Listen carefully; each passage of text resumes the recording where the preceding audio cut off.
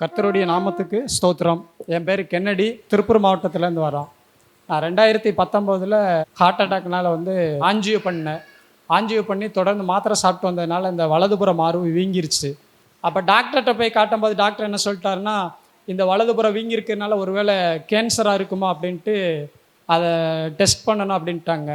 அப்புறம் பயாஸ் பண்ணுறதுக்கு எடுத்து அனுப்பிச்சி விட்டதில் அங்கே ஒன்றுமே தெரியலை, உள்ளே இருக்க கட்டி அப்படியே ரிமூவ் பண்ணி நீங்கள் லேபுக்கு அனுப்பணும் அப்படின்ட்டாங்க. அப்புறம் நான் பயந்துக்கிட்டு ஐயாவுக்கு ப்ரேயர் ரெக்வெஸ்ட் அனுப்பிச்சி விட்ருந்தேன். ஐயா எனக்கு ஜெபம் பண்ணி வாட்ஸ்அப்பில் அனுப்பிச்சி விட்ருந்தாரு. சகல வியாதியையும் உன்னிடத்திலிருந்து நான் நீக்கி போடுவேன், உன் சரீரத்தில் இருக்கிற கட்டியை எந்த ஒரு ஆப்ரேஷன் இல்லாதபடி என் நாமத்தினால நான் கரைய பண்ணுவேன் அப்படின்னு சொல்லி எனக்கு அனுப்பிச்சி விட்ருந்தாங்க. நான் அந்த வசனத்தை பிடிச்சிக்கிட்டே ஜெபம் பண்ணிட்டு அதுக்கப்புறம் 1 வருஷம் கழித்து ஒட்டஞ்சத்திரத்தில் இருக்கிற கிறிஸ்டின் ஆஸ்பத்திரியில் போய் டெஸ்ட் பண்ணி பார்த்தம்போது இந்த வலதுபுறம் கட்டியே இல்லை, கட்டி சுத்தமாக கரைஞ்சி போச்சு. அதனால் கர்த்தர் என்னுடைய வாழ்க்கையில் பெரிய அற்புதம் செய்தார். அப்புறம் தொடர்ந்து இப்போ ஒரு 5 வருஷம் வேலை இல்லாமல் நான் இருந்தேன். ஐயா போன வருஷம் ஈரோடு பட்டணத்துக்கு ஒரு 3 நாள் கூட்டத்துக்கு வந்திருந்தாங்க. நான் அங்கே போய் 3 நாள் கலந்துக்கிட்டு சனிக்கிழமை உபவாச கூட்டம், அந்த கூட்டத்தில் கலந்துக்கிட்டு ஜெபம் பண்ணும்போது ஜெப குறிப்போடு வந்தேன்.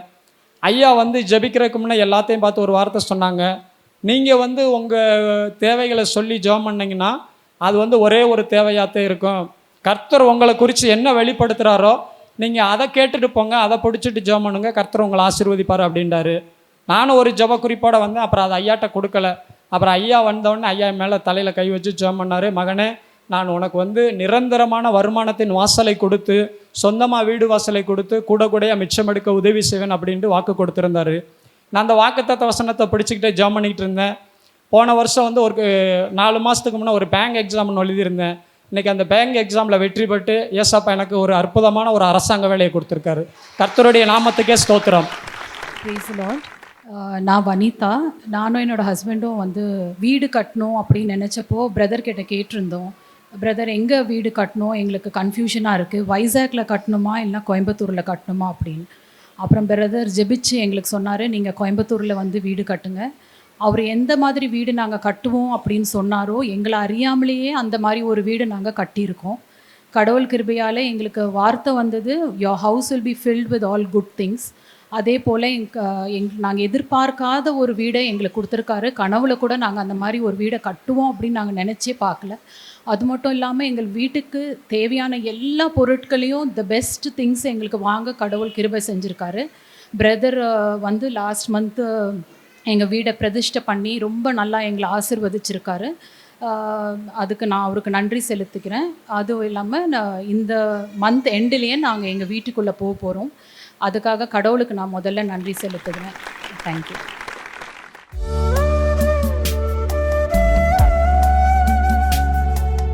கிறிஸ்துவுக்குள் மிகவும் பிரியமான எனதருமை சகோதர சகோதரிகளே, நம்மை சிருஷ்டித்தவரும் நம்மை உண்டாக்கினவரும் நம்மை ஒருபோதும் மறந்து போகாதவருமாகிய இயேசு கிறிஸ்து இணையற்ற நாமத்தினாலே உங்கள் எல்லாரையும் வாழ்த்தி ஆசீர்வதிக்கிறேன். அல்லேலூயா.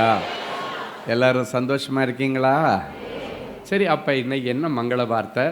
நிறைய பேர் ரொம்ப எதிர்பார்ப்போடு இருக்கிறீங்க. இந்த மங்கள வார்த்தையே உங்கள் பிள்ளைகளுக்குரிய பரிசு. ஏசாயா தீர்க்கதரிசியின் புஸ்தகம் 54வது அதிகாரம் 13, 14 ஆகிய வசனங்கள். உன் பிள்ளைகள் எல்லாரும் கர்த்தரால் போதிக்கப்பட்டிருப்பார்கள். கர்த்தரால் போதிக்கப்பட்டிருப்பார்கள். உன் பிள்ளைகளுடைய சமாதானம் பெரிதாயிருக்கும். ஹல்லேலூயா. சரி, முதலாவது நீதியினால் ஸ்திரப்பட்டிருப்பீங்க. 2வது கொடுமைக்கு தூரமாக இருப்பீங்க. 3வது ஆண்டவர் சொல்லுகிறார், இனி அவர்கள் பயம் இல்லாதிருப்பார்கள்.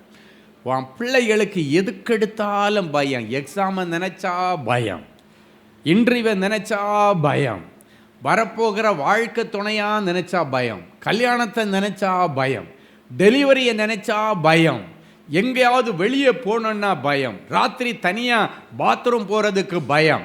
நிறைய பயத்தின் கிரியைகள் உங்களையும் உங்கள் குடும்பத்தையும் இந்த பயத்தின் ஆவிகள் கண்ட்ரோலில் வச்சு உங்களுக்குள்ளால இருந்த தைரியத்தை எல்லாத்தையும் வெளியே போட்டிருக்கலாம். இன்னைக்கு ஆண்டவருடைய வார்த்தை உயிருள்ளதாய் ஜீவனுள்ளதாய் உங்களுக்கு நேராக உங்கள் பிள்ளைகளுக்கு நேராக வருகிறது. இனி அவர்கள் பயமில்லாதிருப்பார். பயத்தின் ஆவி ஆண்டவர் எடுத்து போட்டு தைரியத்தின் ஆவியினால் நிரப்ப போகிறார். ஹல்லேலூயா. ஒரு அழகான வசனம் யோவேல் தீர்க்கதரிசியின் புஸ்தகம் 2ஆம் அதிகாரம் 21, 22 ஆகிய வசனங்கள் இப்படியாய் சொல்லுகிறது. எடுத்து வாசிப்போமா? தேசமே பயப்படாதே, தேசமே பயப்படாதே, மகிழ்ந்து களிக்கூறு, மகிழ்ந்து களிகூறு. கர்த்தர் பெரிய காரியங்களை செய்வார். கர்த்தர் பெரிய காரியங்களை செய்வார். வெளியின் மிருகங்களே, வெளியின் மிருகங்களே, பயப்படாதேயுங்கள், பயப்படாதேயுங்கள். வனாந்தரத்திலே மேய்ச்சல் உண்டாகும், வனாந்தரத்திலே இனி மேய்ச்சல் உண்டாகும். விருட்சங்கள் காய்களை காய்க்கும், விருட்சங்கள் இனி கண்டிப்பா காய்களையும் கனிகளையும் காய்க்கும். அத்தி மரமும் திராட்சை செடியும் பலனை தரும். அத்தி மரமும் திராட்சை செடியும் இனி பலனை தரும். ஆண்டவர் தீர்க்க தரிசனமா சொல்றாரு, பயப்படாத, மகிழ்ந்து களிகூர். நீ பயப்படுவதுக்கு எதுவாக ஒன்றும் இல்லை. இதுக்கு மேலே இந்த ஆசீர்வாதம் எனக்கு கிடைக்கவே கிடைக்காதுன்னு பயந்துராது. இதுக்கு மேலே எனக்கு விசா கிடைக்கவே கிடைக்காதுன்னு பயந்துராத.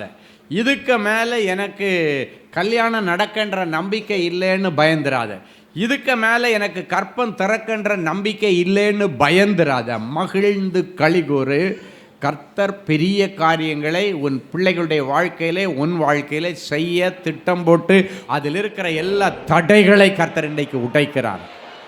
பலமுறை நீ மீட்டிங் வந்திருக்கலாம், நடக்காமல் இருந்திருக்கலாம். ஆனால் இன்றைக்கு கர்த்தர் சொல்லுகிறார், நடக்கும். அந்த குறித்த காலத்தில் நிறைவேறும்படிக்கு சில காரியங்களை ஆண்டவர் பெண்டிங்கில் வச்சிருக்கிறார். குறித்த காலத்திற்கு வைக்கப்பட்டிருக்கிறது. முடிவிலே அது விளங்கும்.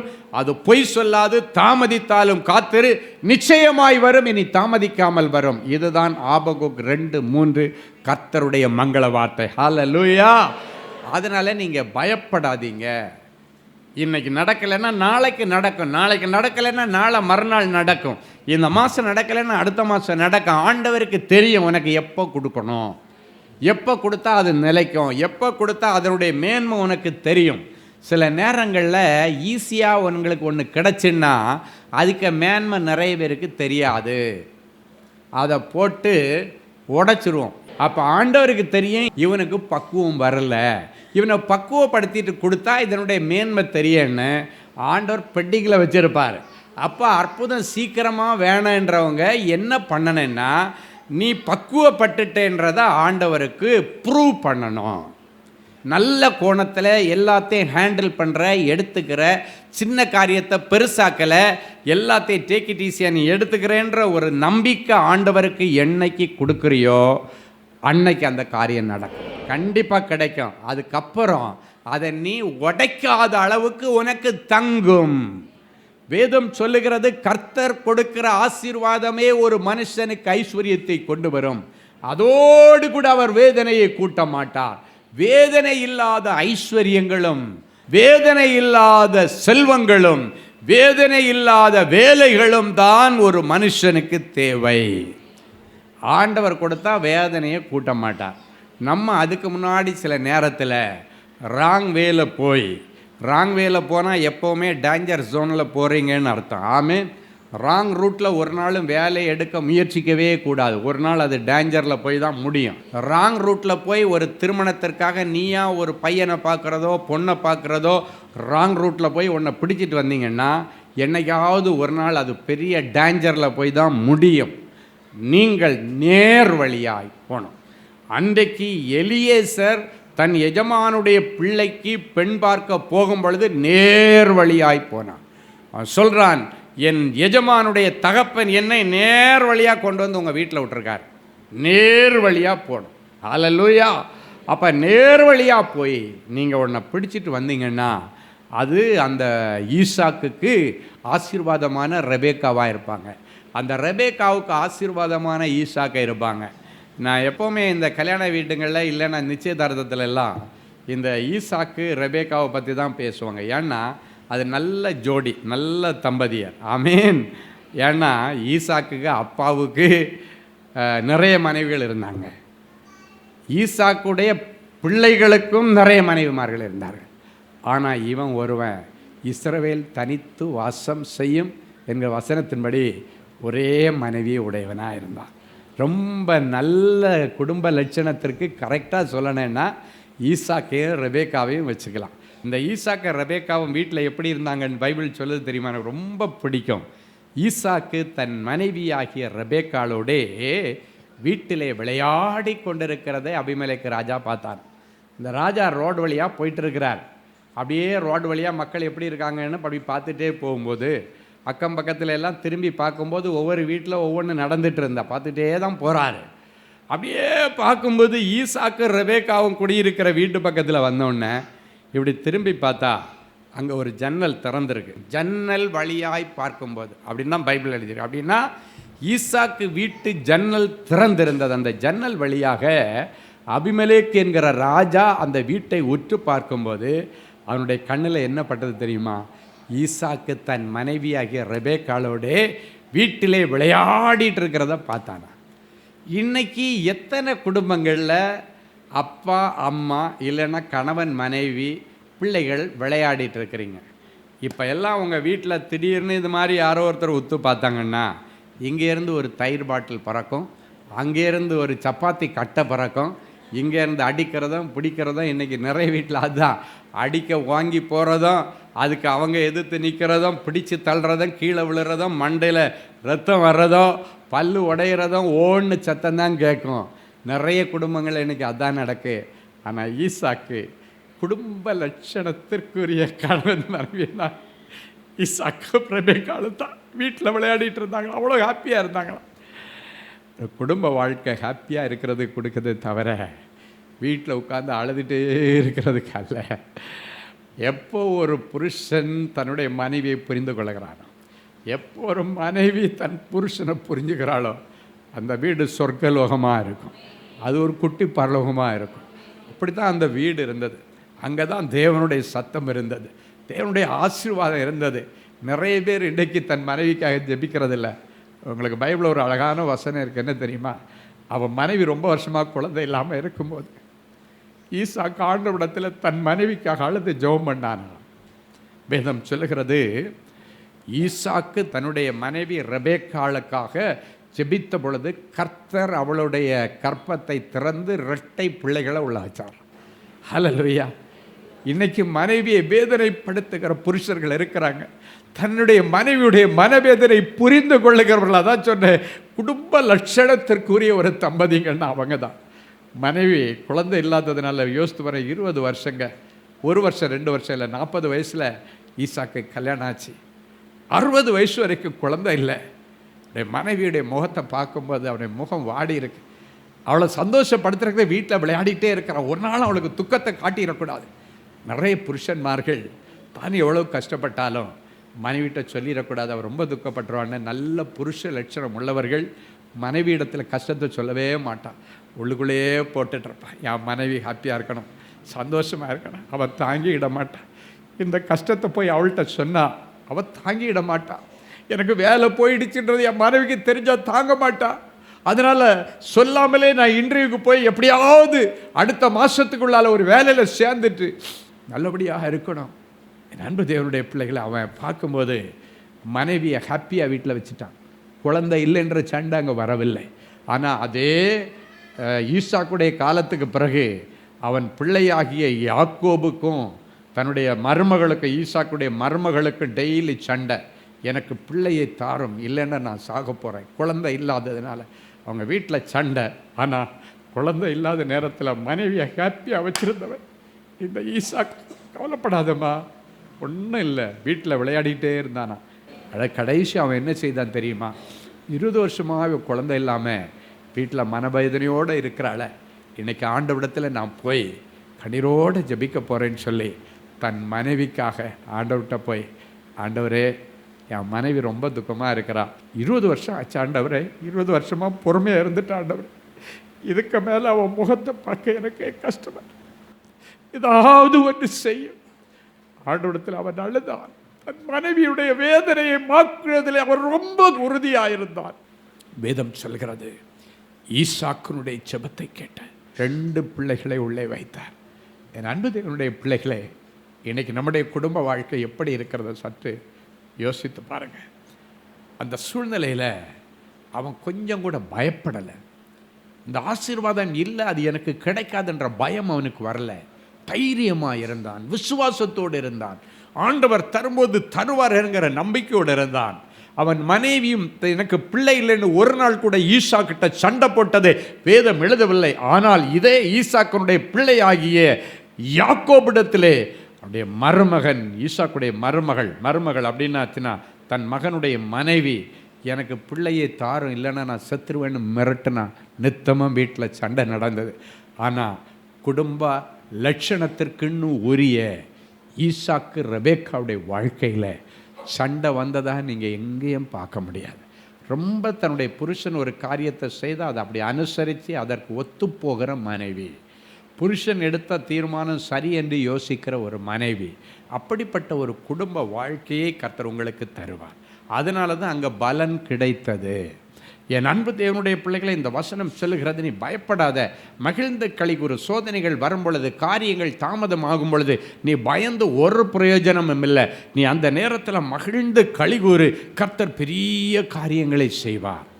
அடுத்து சொல்லப்பட்டிருக்கிற விருட்சங்கள் பலனை தரும், அத்திமரம் பலனை தரும், நீ நடுகிற திராட்சை செடி பலனை தரும், உன்னுடைய தொழில் உனக்கு பலனை தரும், உன் ஊழியம் உனக்கு பலனை தரும். நீ பயப்படாத, இது நடக்கலை அது நடக்கலை, நீ பயந்துட்டு பயத்தில் இருக்கிறதையும் கோட்டை விட்டுறாத.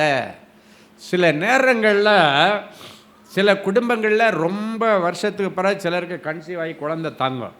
ஆனால் எதை எடுத்தாலும் பயந்து பயத்திலேயே அந்த குழந்தை அழிஞ்சு போகிறதை சிலர் சொல்ல நான் பார்த்துருக்கிறேன். ஜெபிக்க வர்றவங்க சொல்லுவாங்க, ஐயா முந்தின நாள் ஒரு சொப்பனம் பார்த்தேன், அது என்ன பயம் காட்டிருச்சு, அடுத்த நாள் காலையில் குழந்தை கலைஞ்சிருச்சு. ஒரு பாம்பு என்னை துரத்திக்கிட்டே வர மாதிரி ஒரு சொப்பனம் கண்டேன், நான் பயந்து அலறிட்டேன். அடுத்த நாள் காலையில் ரொம்ப வருஷமான ஆண்டவரிடத்தில் கேட்டு இறைவனிடத்தில் வேண்டி அந்த கொண்டு வந்த அந்த தோண்டி போன்ற அந்த ஆசீர்வாதம் என்னுடைய வயிற்றில் கலைஞ்சி போயிடுச்சியா, ஏன்னா முந்தின நாள் அந்த கனவு கண்டு நான் பயந்துட்டேன் அப்படின்னு சொல்லுவாங்க. பயம் அழிவை கொண்டு வரும், ஆனால் தைரியம் விசுவாசத்திற்கு அடையாளம். விசுவாசித்தால் தேவ மகிமையை நீ காண்பாய். ஹல்லேலூயா. என் அன்பு தேவனுடைய பிள்ளைகளை, ஒருவேளை இந்த நாள் வரைக்கும் உன் பிள்ளைகளுடைய வாழ்க்கையில் நடக்க வேண்டிய சுப காரியங்கள் தடப்பட்டதுன்னா, இன்னைக்கு இந்த நல்ல தேவ செய்தியை கேட்டு குடும்ப லட்சணத்திற்குரிய ஈசாக்கை நீ தேட, ரெபேக்காவை தேட உனக்கு ஒரு நல்ல வாய்ப்பை ஆண்டவர் கொடுத்துருக்கிறாருன்னு எடுத்துக்கிட்டு, இனி நீங்கள் ஜெபிக்கும்போது உங்கள் பொண்ணுக்காக ஜெபிக்கும்போது, ஆண்டவரே எங்களுக்கு வீட்டுக்கு ஒரு நல்ல ஈசாக்கு வேணும், உங்கள் பையனுக்காக ஜெபிக்கும் பொழுது எங்கள் வீட்டுக்கு ஒரு நல்ல ரெபேக்கா வேணும்னு நீங்கள் கேட்டிங்கன்னா உங்கள் வீடு நிறைவாக இருக்கு. ஹல்லேலூயா. உன் பிள்ளைகள் எல்லாரும் கர்த்தரால் போதிக்கப்பட்டிருப்பார்கள். அவர்கள் சமாதானம் இனி பெரிதாயிருக்கும் என்று சொன்ன தேவன், என் பிள்ளைகளுடைய சமாதானம் இனி பெரிதாயிருக்கும். இவர்கள் பிள்ளைகளுடைய எதிர்காலம் இனி பெரிதாயிருக்கட்டும். உடைய சந்ததி இனி பெரிதாயிருக்கட்டும். உடைய வியாபாரம் இனி பெரிதாயிருக்கட்டும். அவருடைய படிப்பு இனி பெரிதாயிருக்கட்டும். அவருடைய ஆயுசு இனி பெரிதாயிருக்கும்படி ஆசீர்வதிக்கிறோம். ஆசீர்வதி. கரை சேர முடியவில்லையே என்று சொல்லுகிற பிள்ளைகளுக்கு கரை சேர வழி திறந்து தாரும் சுவாமி. ஆண்டவரே, தடைப்பட்டிருக்கிற திருமண காரியங்கள் இயேசுவின் நாமத்தினால நிறைவேறட்டும். பிரிந்து போன குடும்பங்கள் ஒன்றாக இணையட்டும் சுவாமி. அடைக்கப்பட்ட கற்பங்கள் திறக்கப்படுவதாக. அழிவின் தூதன் வெளியேறும்படி நாங்கள் கட்டளை கொடுக்கிறோம். ஆண்டவர், உடைய சரீரத்தில் எப்பேற்பட்ட கொள்ளை நோய் வந்திருந்தால் ஆண்டவர் இன்றைக்கு என் பிள்ளைகளை தொட்டு குணமாக்க. எனக்கு விருப்பம் உண்டு மகளே, நீ குணமாக. எல்லா மரணத்தின் பள்ளத்தாக்குகளிலிருந்து திரும்பி வந்து அமர்ந்து சுகித்திருக்கட்டும். இனி இவர்களை தத்தளிக்க பண்ணுவார் இல்லை. இனி திகில் இவர்களை மூட முடியாது. கர்த்தருடைய மகிமையின் மேகம் என் பிள்ளைகளை மூடி பாதுகாப்பு கொடுக்கிறதற்காக உமக்கு நன்றி. உன்னதமானவருடைய மறைவிலும் சர்வ வல்லவருடைய நிழலிலும் பிள்ளைகளை பொதிந்து கொள். இயேசுவின் மூலம் பிதாவே, ஆமேன். கிறிஸ்துவுக்குள் அன்பானவர்களே, ஆண்டவராகிய இயேசு கிறிஸ்துவின் இனிய நாமத்தில் அன்பின் வாழ்த்துக்கள்.